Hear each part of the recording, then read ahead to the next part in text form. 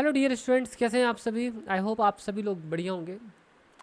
बच्चों, आज हम लोग पढ़ने वाले हैं माइकलसन मॉर्ले एक्सपेरिमेंट। बच्चों, हम इसे पीडीएफ की मदद से आपको एक्सप्लेन करेंगे क्योंकि ये एक्सपेरिमेंट काफ़ी लेंदी है। ठीक है, मतलब सॉरी, इसकी थ्योरी काफ़ी लेंदी है। ठीक है, तो पीडीएफ से थोड़ा जल्दी एक्सप्लेन हो जाएगा और आपको अच्छा समझ में भी आएगा। ठीक है, तो चलिए स्टार्ट करते हैं।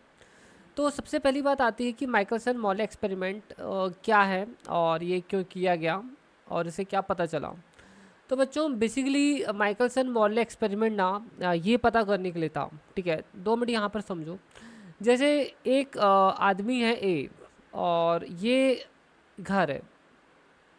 ठीक है, दिस इज़ द होम। तो होम तो फिक्स्ड है एक जगह पर, है ना।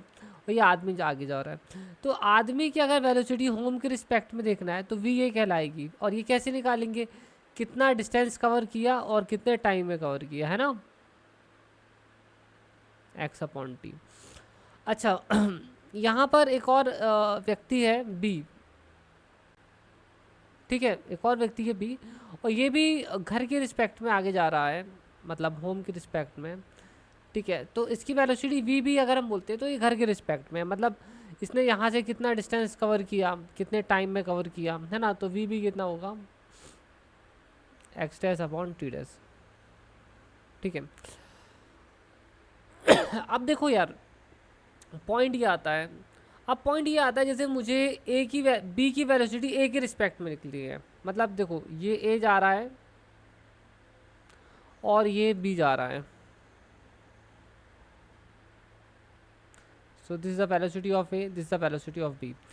तो ये जो वेलोसिटी हमने लिखी ये तो होम के रिस्पेक्ट में है ना, this is with respect to home. But एक क्वेश्चन ये राइज होता है, और क्वेश्चन ये राइज होता है कि बी की वेलोसिटी ए के रिस्पेक्ट में कितनी है। तो इसका एक सिंपल सा फॉर्मूला है जो एग्जिस्ट करता है, velocity of B minus velocity of A. ठीक है, तो ये सिंपल सा फॉर्मूला है, मतलब बी की वेलोसिटी अगर हमको ए के रिस्पेक्ट में फाइंड करनी है तो। ठीक है, ये चीज़ आप ध्यान रखना, ये ऑलरेडी आप गैलीलियन ट्रांसफॉर्मेशन में पढ़ चुके हो, हम डिराइव भी कर चुके हैं गैलीलियन ट्रांसफॉर्मेशन में। If you will see Galilean transformation, तो आप उससे बस कोऑर्डिनेट वाले इक्वेशन को एक बार डिफरेंशिएट कर देंगे तो आपको ये मिल जाएगा। ठीक है, ठीक है, तो ये है। अब देखो यहाँ पर पॉइंट ये आता है, यहाँ पर पॉइंट ये है कि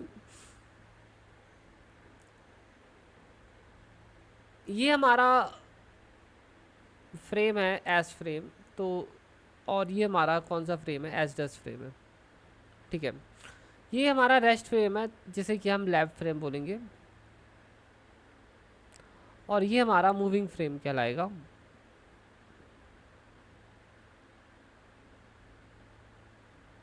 ठीक है, और इसकी वेलोसिटी v है विथ रिस्पेक्ट टू s, और यहाँ पर आप एक और फ्रेम एज्यूम कर सकते हैं एज डैश डैश, और इसकी वेलोसिटी बोल दीजिए u है विथ रिस्पेक्ट टू, ठीक है, s। ये भी मूविंग फ्रेम है क्योंकि ये मूव हो रहा है। और यहाँ पर एक और फ्रेम एज्यूम कर लेते हैं जो इस तरफ जा रहा है, एस डैश डैश डैश। ठीक है, ओके। अब देखो, जैसे लाइट आगे जा रही है तो लाइट की स्पीड इस फ्रेम में, तो ये तो रेस्ट फ्रेम है ना, ये तो मूव कर ही नहीं रहा है, इसकी वेलोसिटी w मान लीजिए। तो इसके रिस्पेक्ट में लाइट की जो स्पीड है वो कितनी बोली हमने, वो हमने बोली कि वो स्पीड कितनी है, c है। अब क्वेश्चन ये आता है कि अगर हम यहाँ आ जाते हैं तो लाइट की स्पीड अब इसके रिस्पेक्ट में कितनी होगी, एच डैश के रिस्पेक्ट में लाइट की स्पीड कितनी होगी, c तो किसके रिस्पेक्ट में, एच के फ्रेम के रिस्पेक्ट में है, बट लाइट की स्पीड एच डैश के रिस्पेक्ट में कितनी होगी, है ना। तो आप लोग सोच रहे होंगे कि एच डैश के रिस्पेक्ट में लाइट की स्पीड होनी चाहिए C dash equals to C minus V, है ना। ये गलत है, ऐसा नहीं होता। आपसे अगर मैं पूछूं कि एच डैश में कितनी होगी लाइट की स्पीड, तो आप बोलोगे यार ये होगी सी माइनस यू, तो ये भी गलत है।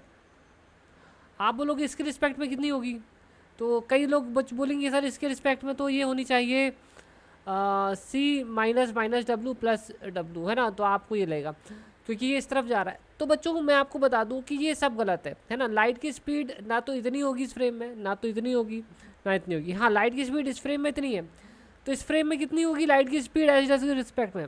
अब सुन लो, लाइट की स्पीड एच डैश फ्रेम में ही पे भी सी होगी, एच डैश डैश में भी के रिस्पेक्ट में भी सी होगी, और यहाँ की तक की ये फ्रेम दूसरी डायरेक्शन में जा रहा है, तब भी तो यहाँ पर भी लाइट की स्पीड जो है इस फ्रेम में भी सी ही रहेगी। ठीक है, समझ में आई बात आपको? नहीं बदलेगी। तो इन्फ्रेंस ये निकलता है कि लाइट की स्पीड सभी इनर्शियल फ्रेम में एक समान होती है। तो speed of light is same in all inertial frame. Light की स्पीड सभी इनर्शियल फ्रेम में सेम होती है। ये जो एक्सपेरिमेंट है ना, इसी को पता लगाने के लिए किया गया था कि लाइट की स्पीड अलग अलग फ्रेम में कितनी होती है। ठीक है, इसी को पता लगाने के लिए किया गया था। और ये चीज़ कैसे पता चली, हम ये पता लगाएंगे। अब ये चीज़ कैसे पता चलती है ये हम पता लगाएंगे। ओके, सो स्टूडेंट्स, अब हम लोग ना एक्सपेरिमेंट पर आ जाते हैं और समझेंगे कि माइकलसन मॉर्ले एक्सपेरिमेंट क्या है।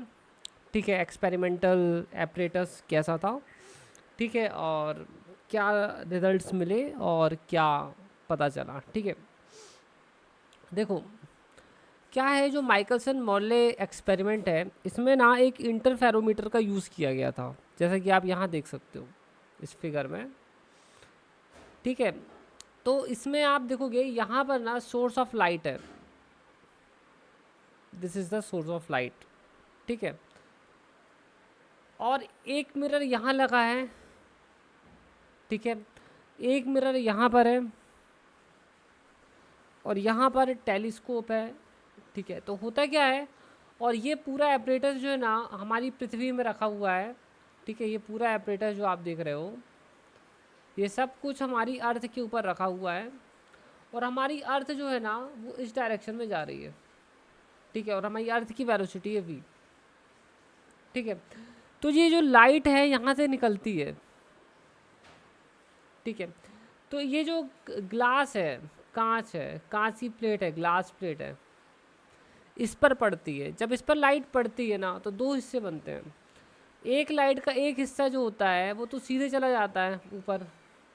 ठीक है, रिफ्लेक्ट होकर, मतलब हाफ पार्ट जो है ऊपर चला जाता है और हाफ पार्ट रिफ्रैक्ट हो जाता है। आप देख सकते हो रिफ्रैक्ट हो जाता है। ठीक है, रिफ्रैक्ट होने के बाद वो यहाँ पर जाता है और फिर यहाँ से रिटर्न आता है और रिटर्न आकर फिर से यहाँ से रिफ्लेक्ट हो जाता है और यहाँ आता है। तो पॉइंट पी पर ना दो लाइट्स होती हैं। ठीक है, एक बार फिर से देखो, देखो एक लाइट यहाँ आती है, फिर इसके दो हिस्से हो जाते हैं, एक हिस्सा इस तरफ जाकर वापस आता है, एक हिस्सा इस तरफ जाकर इस तरफ आता है। ठीक है, और ये दोनों लाइट्स, ठीक है, जब वापस आती हैं तो वो इस पॉइंट पर मिल जाती हैं और यहाँ से दो लाइट वेव्स आती हैं। जब दो लाइट वेव्स यहाँ पर आती हैं तो यहाँ पर होता है इंटरफेरेंस, और इंटरफेरेंस के कारण यहाँ पर फ्रिंग्स बनती हैं। क्या बनती हैं? फ्रिंग्स बनती हैं। I hope so you have understood this, fringes बनती हैं। ठीक है, अब ये पूरा एपरेटस कहाँ पर रखा हुआ है? हमारी अर्थ के ऊपर रखा है और अर्थ इस तरफ जा रही है। अब देखो क्या होगा।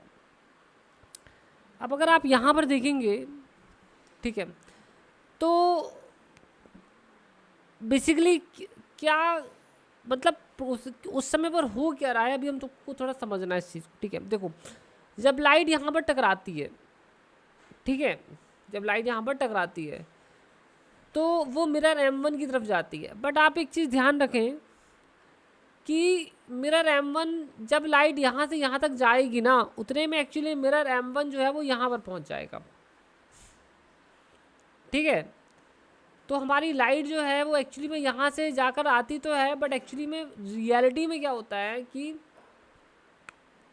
लाइट यहाँ टकराती तो है और मिरर पर जाती है तो मिरर आगे चला जाता है, फिर लाइट टकराकर वापस यहाँ आती है। तो एक्चुअल जो पाथ होता है वो इस टाइप का होता है। It is like this, actual path जो है वो ये है। ठीक है, तो इसको यहाँ से यहाँ जाने में जो टाइम लगता है वो कितना माना गया? TU। तो x इक्वल टू होता है v/t, तो v इक्वल टू कितना हो जाएगा, सॉरी v इक्वल टू होता है x/t, तो x इक्वल टू हो जाएगा vt, है ना। तो इसी अकॉर्डिंग ये जो डिस्टेंस है ना, p से लेकर यहाँ तक का जो डिस्टेंस है वो हमारा इतना है। और यहाँ से लेकर यहाँ तक का जो डिस्टेंस है वो भी इतना ही होगा, CTU होगा, ठीक है। ओके, अब देखो यहाँ पर क्या है कि जो डिस्टेंस है, इसको ले या इसको ले, ये बेसिकली L1 है और ये CTU है। और यहाँ पर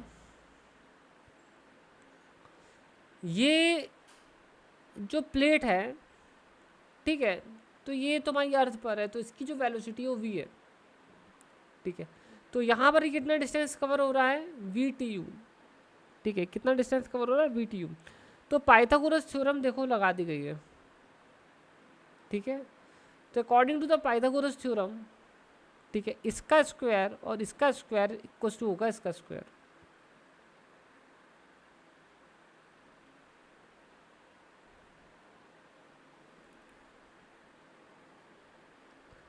ठीक है। और इसी को रीअरेंज करके लिख दो ऐसे, और यहाँ से आपको TU की वैल्यू मिल जाएगी, मतलब वो टाइम जो लग रहा है, ठीक है। अब बेसिकली टाइम दो बार लग रहा है ना, एक तो यहाँ पर और दूसरा टाइम यहाँ पर, तो टाइम हो जाएगा 2 टाइम्स। अब यहाँ पर क्या है ना कि जो वेलोसिटी हमारी अर्थ की वो बहुत ज़्यादा कम है लाइट की स्पीड से, तो यहाँ पर एक बाइनोमियल अप्रॉक्सीमेशन अप्लाई किया गया है, ठीक है। बाइनोमियल अप्रॉक्सीमेशन तो सभी लोग जानते हैं,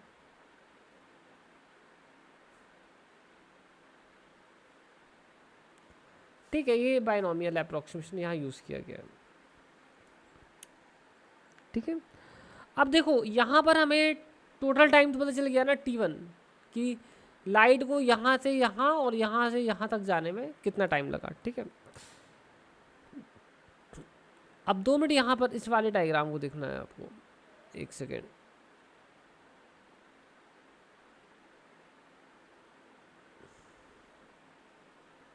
बता रहे हैं आपको,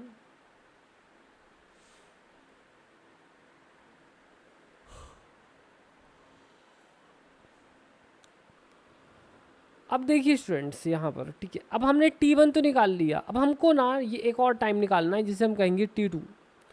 अब ये टाइम T2 कैसे निकालेंगे, इसको देखो, ये भी बड़ा इजी है और सिंपल भी है, ठीक है। देखो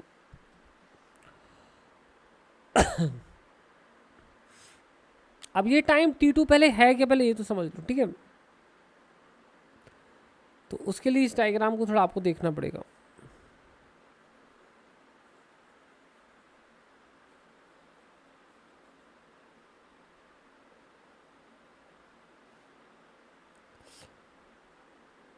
देखिए क्या होता है, हमने इसका टाइम तो पता लगा लिया T1 की, यहाँ से लाइट को यहाँ जाने में और वापस आने में कितना टाइम लगेगा। अब हमें ये पता लगाना है कि लाइट को यहाँ जाने में और यहाँ से यहाँ तक आने में कितना टाइम चाहिए लगेगा। तो ये भी बड़ा इजी है। देखो जब लाइट देखो हमारी अर्थ तो इस तरफ जा रही है v वेलोसिटी से, तो जब लाइट इस तरफ जाएगी तो उसकी स्पीड हो जाएगी c माइनस वी, जब लाइट इस तरफ आएगी तो उसकी स्पीड हो जाएगी c प्लस वी, है ना। This is according to the Galilean transformation, ठीक है। V B A equals to है velocity of B minus velocity of A, ठीक है। ये इसके अकॉर्डिंग है, ठीक है। तो यहाँ पर हम डिस्टेंस निकाल लेंगे, ठीक है। डिस्टेंस तो पहले से ही पता है, यहाँ देखो। तो जब फॉरवर्ड डायरेक्शन में जा रहा है तो टाइम कितना हो जाएगा L2। वो जो डिस्टेंस है ना वो एक्चुअली में L2 है, ठीक है, M2 का डिस्टेंस, और यहाँ वाला जो डिस्टेंस था वो L1 था M1 मिरर से, ठीक है, इस ग्लास प्लेट का। तो इतना हो जाएगा क्योंकि v इक्वल्स टू होता है x अपॉन टी, तो t इक्वल्स टू हो जाएगा डिस्टेंस अपॉन वेलोसिटी, ठीक है। और जब वही चीज़ जब सामने जा अब बैक आ रही है तो क्या है, वेलोसिटी c प्लस वी हो गई है ना, तो टाइम इतना हो जाएगा। तो टोटल टाइम कितना होगा इनका sum, this is the total time. तो ये टोटल टाइम हो गया, दोनों को ऐड कर दिया। अब यहाँ पर एक छोटा सिंप्लीफिकेशन किया गया है, तो अपन सभी लोग जानते हैं a प्लस बी और a minus B equal to होता है a square minus B square, है ना। तो उसी आइडेंटिटी का यहाँ यूज़ किया गया है। अब यहाँ पर भी बाइनोमियल एक्सपेंशन का यूज़, अप्रॉक्सीमेशन का यूज़ करेंगे। 1 + x⁻n = 1 - +n(x). तो अगर ऐसे तब करते जब x is very less than 1, ठीक है, तो यहाँ पर है ऐसा, ठीक है। तो when it x is close to 0 you can do like this, ठीक है। तो ये कितना आता है, t2 आता है। तो हमने ये देखा कि एक लाइट यहाँ गई वापस आई, एक लाइट सामने गई वापस आई। अब यहाँ पर दोनों लाइट्स क्या हैं, आपस में इंटरफियर करने वाली हैं।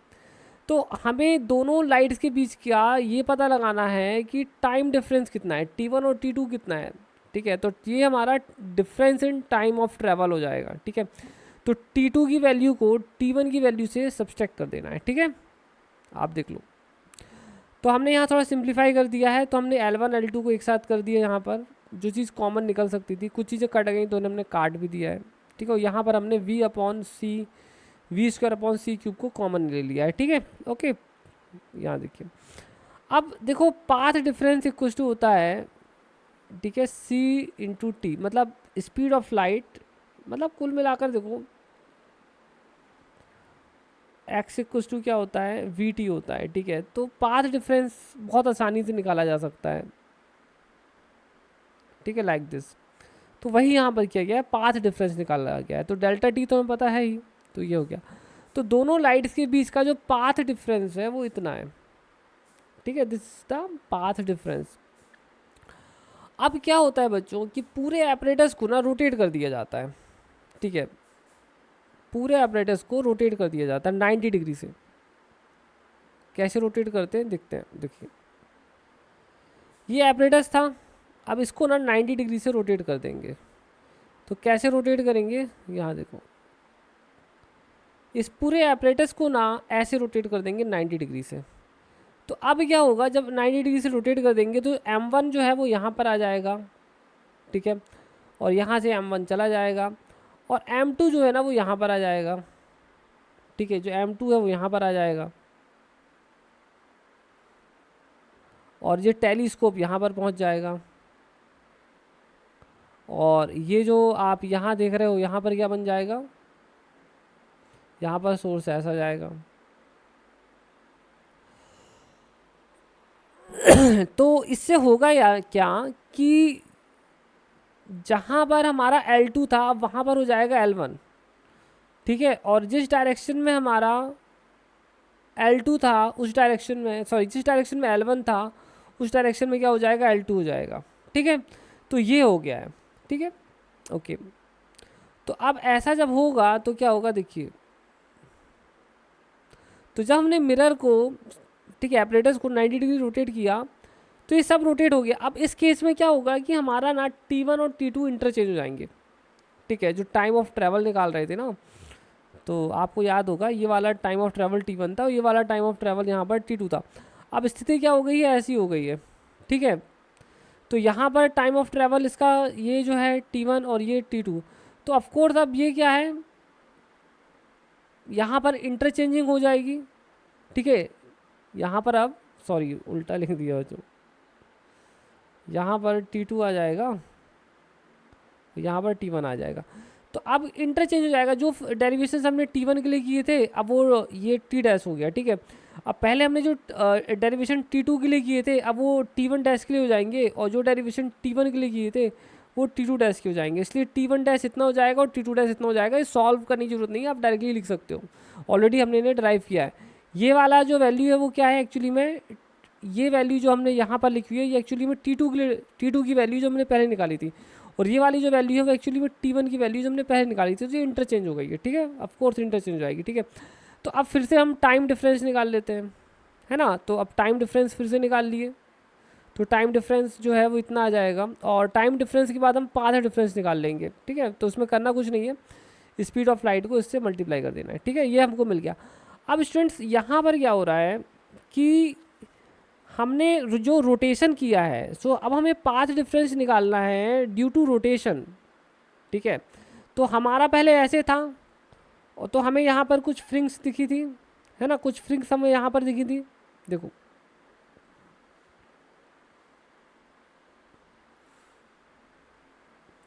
तो यहाँ पर हमें कुछ फ्रिंग्स दिखी थी, इंटरफेरेंस स्प्रिंग्स, है ना।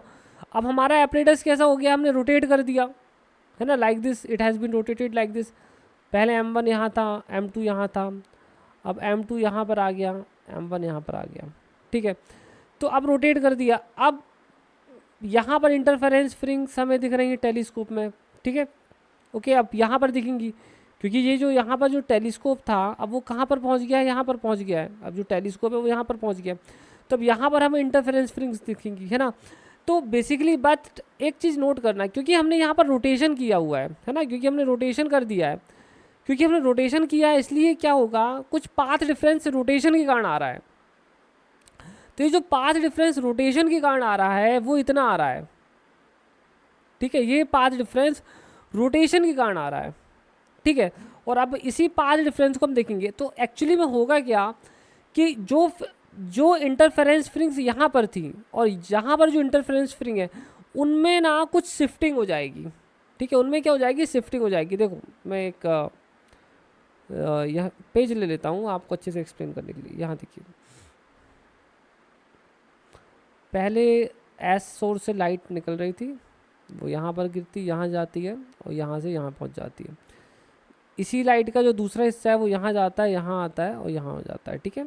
यहाँ मिरर M1 है, यहाँ पर मिरर M2 है। यहाँ पर ये दोनों इंटरफियर होते हैं और यहाँ पर हमें इंटरफेरेंस स्प्रिंग्स दिखाई देती हैं, ठीक है। कहाँ पर, टेलीस्कोप पर। अब इसी एपरेटस को क्या किया जाता है, रोटेट कर दिया जाता है, ठीक है। और ये इंटरफेरेंस स्प्रिंग कुछ पाथ डिफरेंस के कारण देखने मिलती है। अब 90 डिग्री रोटेट कर देते हैं, तो 90 डिग्री रोटेट जब कर देते हैं तो क्या होता है कि जो M1 है वो यहाँ पर आ जाता है और M2 जो है ना वो यहाँ पर आ जाता है, ठीक है। और सोर्स जो लाइट है वो यहाँ पर आ जाता है और टेलीस्कोप जो है वो यहाँ पर आ जाता है, ठीक है। तो लाइट यहाँ पर पड़ती है ग्लास पर, वो यहाँ जाती है, यहाँ जाती है, और एक यहाँ चली जाती है, जो कुछ यहाँ जाती है, यहाँ जाती है, यहाँ जाती है, ठीक है। तो यहाँ पर आप देखोगे कि दो लाइट्स यहाँ पर इंटरफेयर होती है, जिसके कारण यहाँ पर भी इंटरफेरेंस स्प्रिंग्स दिखते हैं। बट यहाँ पर क्या हुआ, 90 डिग्री का रोटेशन हुआ है। अब देखो पॉइंट क्या है, देखो यहाँ पर जो इंटरफेरेंस स्प्रिंग्स दिखी थी और यहाँ पर जो इंटरफेरेंस स्प्रिंग्स दिखी थी, इनमें कुछ शिफ्टिंग हो जाएगी, क्या होगी, शिफ्ट हो जाएंगी, मतलब ये वाली फ्रिंग्स क्या हो जाएंगी, कुछ शिफ्ट हो जाएंगी। और अब ये कितना शिफ्ट होंगी हम ये पता लगा सकते हैं, कितना शिफ्ट आएगा वो पता लगाया जा सकता है कि कितना शिफ्ट आया, और कितनी फ्रिंग्स शिफ्ट हो जाएंगी ये भी हमें पता चलेगा कि एक पर्टिकुलर पॉइंट से कितनी फ्रिंग्स शिफ्ट हो गई, ये भी पता चलेंगी। It completely depends on the path difference due to rotation, ठीक है। वापस आते हैं, अब यहाँ देखो, ये हमने x निकाल लिया पाथ डिफरेंस। अब ये पाथ डिफरेंस जो है ना इसकी वैल्यू निकाली जाएगी। तो L1 L2 11 मीटर्स लिया गया है, v को इतना लिया गया है, ठीक है। ये हमारी अर्थ की स्पीड है और ये हमारी जो है स्पीड है लाइट की, ठीक है। तो इन सभी को रख दिया गया है, तो आप देख सकते हैं कि x की वैल्यू कितनी मिलती है, ठीक है।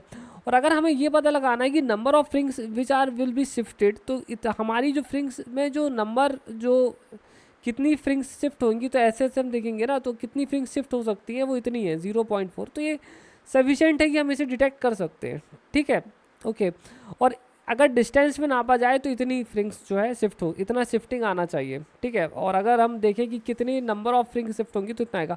स्पेक्ट्रोमीटर बहुत ही आराम से इतने इसको मेजर कर सकता है, ठीक है। तो यहाँ पर क्या हुआ कि सब करने के बाद जो था रोटेट किया गया, ठीक है। बट रिजल्ट क्या था, तो हुआ ये कि एपरेटस जो था उसको रोटेट किया गया और जब देखा गया तो फ्रिंग्स में कोई भी शिफ्ट नहीं दिखाई दी गई। तो जो भी फ्रिंग्स हमें मिली थी उनमें कोई शिफ्टिंग नहीं हुई, ठीक है। Thus there must be shift of fringes by 0.5 times the fringe width, है ना। When the apparatus is rotated by 90 degree the apparatus was quite sensitive to measure this fringe shift, but experimentally no fringe shift was observe. But fringe shift observe किया ही नहीं, ठीक है, कोई भी फ्रिंग shift observe हुआ ही नहीं। कई बार एक्सपेरिमेंट किया, बहुत ही केयरफुली इसको जो है एग्जामिन किया गया, बट कोई भी फ्रिंग शिफ्ट ऑब्जर्व नहीं हुई, कोई भी फ्रिंग शिफ्ट ऑब्जर्व नहीं। तो साइंटिस्ट को ऐसा लगा कि शायद हो सकता है कि हमारी पृथ्वी अभी यहाँ पर है ना। शायद इसलिए ऐसा हो सकता है कि हमारी पृथ्वी यहाँ पर है और इस कारण से, और ड्यू टू दिस रीज़न, ठीक है, कि हमारा जो एथर है, जस्ट 1 सेकेंड, क्या था, एथर नाम का जो है एक हाइपोथेटिकल मीडियम भी एज्यूम किया गया था। ये माना जाता है कि पूरी दुनिया एथर से भरी हुई है और हमारी लाइट एथर में ही ट्रैवल करती है, ठीक है। तो यहाँ पर ये माना गया कि यहाँ पर ये माना गया कि जो एथर है, हो सकता है कि एथर की जो वेलोसिटी हो वो भी, मतलब, और अर्थ की वेलोसिटी दोनों एक ही डायरेक्शन में है, इस कारण से प्रॉब्लम आ रही है, ठीक है। तो उन्होंने सोचा चलो might be it is due to this, ठीक है। अब फिर उसके बाद क्या हुआ कि उन्होंने बोला कि चलो ठीक है, काम करते हैं, 6 मंथ का वेट करते हैं, 6 मंथ में हमारी पृथ्वी यहाँ से यहाँ पहुँच जाएगी। तो वैसा भी करके देखा गया। जब यहाँ पर एक्सपेरिमेंट किया गया तो ऐसा माना गया कि अब तो एथर की वेलोसिटी इस तरफ है, ठीक है, सॉरी हम शायद उल्टा ले लिए, ये अर्थ की वेलोसिटी है, ठीक है, ओके। और यहाँ पर वी ए बी क्या है, velocity of ether with respect to sun, और ये वी ए बी ना एथर की वेलोसिटी है। सो एक छोटा सा करेक्शन आप कर लेना, ठीक है, यहाँ पर तो ये एथर की वेलोसिटी है सन के रिस्पेक्ट में, ठीक है। तो यहाँ पर ये माना गया कि एथर इस तरफ ड्रिफ्ट हो रहा है, इस तरफ जो है एथर फ्लो कर रहा है, और हमारी अर्थ भी इस तरफ फ्लो हो रही है, मतलब जा रही थी। Might be this due to this fringe shift observe नहीं किया गया। तो इन्होंने 6 महीने के बाद एक्सपेरिमेंट किया, तो जो अर्थ थी वो यहाँ से जब यहाँ पहुँच गई तब सोचा कि अब शायद कुछ स्प्रिंग शिफ्ट देखने मिलेगी। बट जब ऐसा हुआ और माना गया कि एथर इस तरफ फ्लो हो रहा है और अर्थ इस तरफ जा रही है, तो अब तो स्प्रिंग शिफ्ट दिखना ही चाहिए, है ना। तो कुछ भी जो है ऑब्जर्व नहीं हुआ। तो इससे ये पता, पहला इन्फरेंस तो ये लगाया कि एथर नाम का कुछ होता ही नहीं है, ठीक है, ठीक है। तो उनका एक कंक्लूजन तो ये निकला कि एथर शायद है ही नहीं, ठीक है, एथर जो है जो अज्यूम कर रहे हैं वो शायद है ही नहीं, एग्जिस्ट ही नहीं करता, ठीक है। और फिर दूसरी चीज़ जो यहाँ पर इन्होंने देखी कि इनको फ्रिंग शिफ्ट मिली ही नहीं, है ना। और जब फ्रिंग शिफ्ट इन्होंने मिली ही नहीं, जो कि मिलनी चाहिए थी, क्योंकि मैथमेटिकली फ्रिंग शिफ्ट मिल रही है बट फ्रिंग शिफ्ट मिली ही नहीं, तो जो फ्रिंग शिफ्ट नहीं मिली हमें, है ना, but no fringe was shift was observe by Michelson and Morley even when the experiment was repeated after 6 month, ठीक है। और इसके बाद एक्सपेरिमेंट को रिपीट किया गया डिफरेंट टाइम्स और डिफरेंट कंडीशंस में, डिफरेंट जगहों पे, बट फ्रिंग शिफ्ट कभी भी अब्जॉर्ब नहीं हुआ, और थियोरेटिकली फ्रिंग शिफ्ट मिलना चाहिए था। तो इस रिजल्ट को, ठीक है, so this is called negative result of Michelson Morley experiment. मतलब हमें मैथमेटिकली पता चल रहा है कि कुछ मिलना चाहिए बट हमें कुछ भी नहीं मिल रहा है, इसी को माइकलसन मॉर्ले का नेगेटिव रिजल्ट कहते हैं। अब इससे पता क्या चलता है बच्चों, एक्चुअली में फ्रिंग शिफ्ट हमें नहीं मिल रही है ना। और फ्रिंग शिफ्ट कब नहीं मिलेंगी, तो फ्रिंग शिफ्ट हमें तब नहीं मिलेंगी जब लाइट इस तरफ, जब देखो एक्सपेरिमेंट में क्या हो रहा था कि जो लाइट है ना, ठीक है, हमारा एपरेटस ऐसा था, 2 मिनट ध्यान से सुनना, ठीक है, हमारा एपरेटस ऐसा था, ठीक है। तो यहाँ मिरर था, यहाँ मिरर था, है ना, और ये सोर्स ऑफ लाइट है, सॉरी, ठीक है।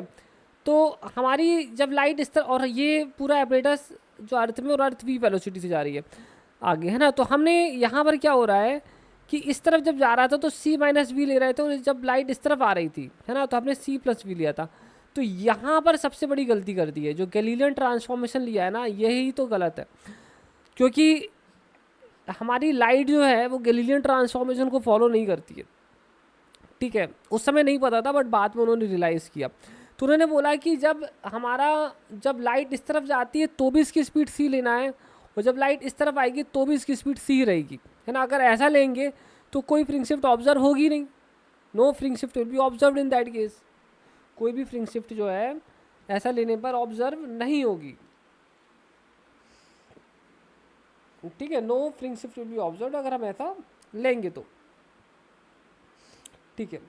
तो बेसिकली यहाँ से एक रिज़ल्ट निकल कर आया। तो कंक्लूज़न ये था कि जो स्पीड है लाइट की वो हर फ्रेम में एक ही समान रहेगी। मतलब जैसे कि मैंने आपको पहले ही एक्सप्लेन कर दिया था कि आप कोई भी फ्रेम ऑफ रेफरेंस ले लें, ठीक है, इससे ये पता चलता है, यहाँ देखिए जैसे कि मैंने पहले बताया था कि अगर लाइट की स्पीड c जो है, अगर लाइट की स्पीड c है, ठीक है, एस फ्रेम में, तो अगर एच डैश आगे जा भी रहा है v स्पीड से, तो उस फ्रेम में भी लाइट की स्पीड c रहेगी। और अगर एच डैश डैश आगे जा रहा है u स्पीड से, तो उस फ्रेम के रिस्पेक्ट में भी लाइट की स्पीड c ही रहेगी, ना कि c माइनस वी होगी, ना कि c माइनस वी होगी। तो ये कंक्लूजन पता चला और इसी के बेस पर स्पेशल थ्योरी ऑफ रिलेटिविटी को बनाया गया है, ठीक है।